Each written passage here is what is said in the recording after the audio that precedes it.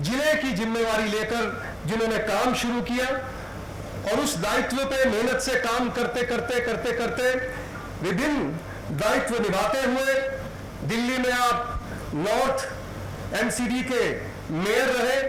सबको अपनी सरल व्यक्तित्व से और अपनी भाषा से सबको जोड़ा।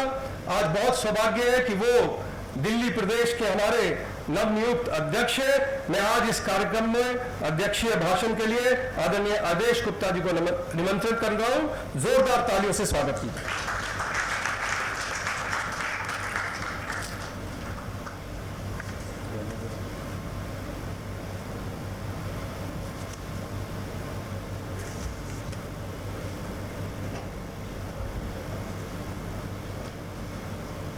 डॉक्टर श्यामा प्रसाद मुखर्जी बलिदान दिवस के अवसर पर प्रदेश कार्यालय में पहली बार मेरे अध्यक्ष बनने के बाद पधारे भारतीय जनता पार्टी के यशस्वी राष्ट्रीय अध्यक्ष श्री जगत प्रकाश नड्डा जी, अगर मैं कुछ बात कहूं कि जिनके नेतृत्व में और जिनके मार्गदर्शन में मैंने विद्यार्थी परिषद का काम किया है और उनके ओजस्वी भाषण को, उनकी कार्यशैली को, उनकी सरलता को मैंने नजदीक से देखा है। आज भारतीय जनता पार्टी जो विश्व की सबसे बड़ी पार्टी है, उसके राष्ट्रीय अध्यक्ष के रूप में आप इस कोरोना संक्रमण काल में जिस तरह से पार्टी के कार्यकर्ता आपसे प्रेरणा लेकर सेवा काम में जुटे हैं और आज आपके नेतृत्व में पूरे देश में लगभग 9 करोड़ से अधिक भोजन पैकेट, राशन, खाद्यान्न वितरित किया गया है। ऐसे संक्रमण काल में भारतीय जनता पार्टी के कार्यकर्ता सेवा कर रहे हैं।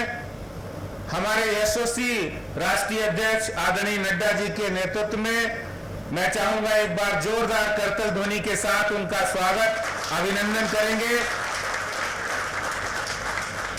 मंच पर विराजमान पार्टी के सीनियर नेता, जनसंघ की स्थापना के समय के साक्षी और हमेशा ही एक अच्छे मार्गदर्शक की भूमिका में रहने वाले डॉक्टर विजय कुमार मल्होत्रा जी, एक बार जोरदार तालियों के साथ उनका भी हम अभिनंदन करेंगे।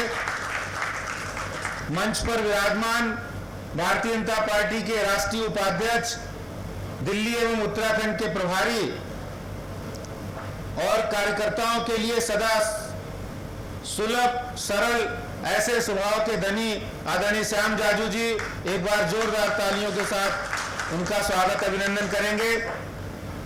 बड़ा सौभाग्य है कि आज हमारे बीच में माननीय राष्ट्रीय अध्यक्ष जी हैं और इस वर्चुअल कॉन्फ्रेंस में, इस वर्चुअल उद्बोधन में हमें उनका मार्गदर्शन मिलेगा।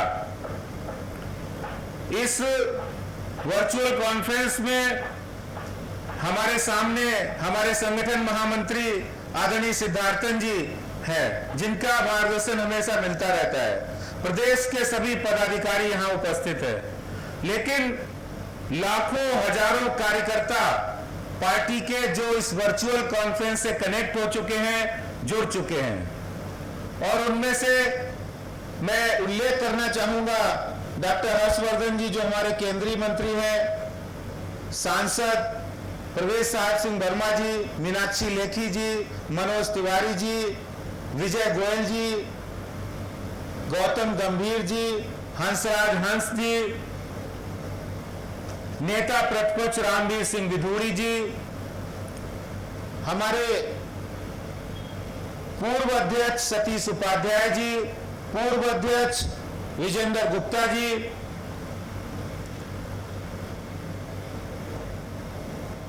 सभी नेता जो हमारे हंसराज हंस जी, सभी सांसद और पूर्व अध्यक्ष, हमारे सीनियर नेता इस कॉन्फ्रेंस से जुड़ चुके हैं। बहन मीनाक्षी लेखी जी भी हमारे बीच में आ गई हैं, उनका भी जोरदार स्वागत है, अभिनंदन है। आज हम लोग यहाँ पर डॉक्टर मुखर्जी जी के बलिदान को याद करने के लिए, उनको नमन करने के लिए इकट्ठे हुए हैं। डॉक्टर श्यामा प्रसाद मुखर्जी वो शख्सियत थे, वो पुण्यात्मा थे, जिनकी शहादत को, जिनके बलिदान को आज भारतीय जनता पार्टी का कार्यकर्ता 23 जून 1953 के बाद हर उस कार्यक्रम में, हर उस रैली में, हर कार्यक्रम में वो याद किए जाते हैं। हम लोग नारा लगाते हैं, जहां हुए बलिदान मुखर्जी वो कश्मीर हमारा है। जहां हुए बलिदान मुखर्जी वो कश्मीर हमारा है, वो कश्मीर हमारा है। ये नारा लगाते लगाते हम लोग बड़े हुए हैं। हमारे दिल के अंदर एक आग है, दिल के अंदर एक चुभन थी। हम लोग कश्मीर समस्या के बारे में बात करते थे। उन्होंने अपना बलिदान, अपना सर्वस्व इस देश की अखंडता के लिए निछावर किया, और उन्होंने, वो देश के एक बहुत बड़े विद्वान थे, शिक्षाविद भी थे। वो चाहते तो बहुत सारे रास्ते उनके लिए खुले हुए थे। कलकत्ता यूनिवर्सिटी के वाइस चांसलर बहुत कम उम्र में बन गए थे। 1939 के अंदर वो बंगाल विधानसभा के सदस्य चुने गए। बंगाल के अंदर तमाम आंदोलनों में भाग लेके बंगाल के एक प्रखर नेता के रूप में उभरे। बंगाल में वित्त मंत्री के रूप में भी रहे।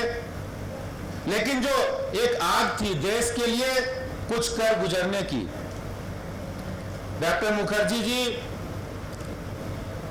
जब हम लोग इस तरह की बात करते थे पार्टी के कार्यक्रमों में, तो कई बार कुछ लोगों की व्यंग्यात्मक टिप्पणियां भी रहती थी।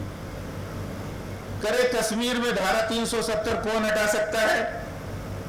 कश्मीर से 35 से कौन हटा सकता है? लेकिन आज बड़ा गर्व और सुकून होता है जब हमारे देश के यशस्वी प्रधानमंत्री नरेंद्र मोदी जी के नेतृत्व में गृह मंत्री अमित शाह जी ने जब संसद के अंदर 5 अगस्त 2019 को यह प्रस्ताव रखा, तो पूरे देश के करोड़ों करोड़ों लोगों की निगाहें उन पर थी। और जब देश से धारा 370 और 35 से समाप्त हुआ, तो वास्तव में डॉक्टर मुखर्जी जी को सच्ची श्रद्धांजलि हमने उस समय अर्पित की। और ये बड़ी खुशी की बात है कि आज हमारे राष्ट्रीय अध्यक्ष धारा 370 और 35 से समाप्त होने के बाद पहली बार इस भारतीय जनता पार्टी दिल्ली प्रदेश के प्रांगण में उन्होंने यहां कदम रखा है। ये हमारे लिए सौभाग्य की बात है। बहुत सारी